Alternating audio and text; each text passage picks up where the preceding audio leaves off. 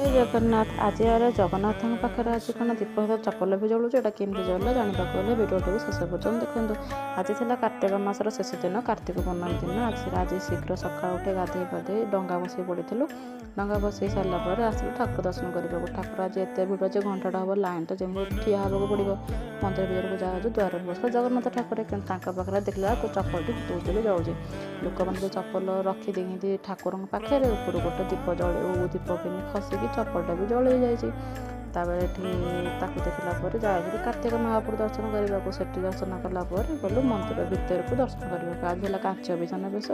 କାଞ୍ଚ ଅଭିଯାନ ବେଶ ସମସ୍ତେ ତ ଜାଣିଥିବେ, ଏଠି ଦୁଇ ଠାକୁର ଧଳା ଘୋଡ଼ା କଳା ଘୋଡ଼ା ଚଢ଼ିଥିବେ। ଆଉ ମାଣିକ ଦହି ହାଣ୍ଡି ଧରି ବସିଥିବ, ଅପେକ୍ଷା କରୁଥିବ ଠାକୁର ହେଲେ କେବେ ଦହି ଖାଇବେ।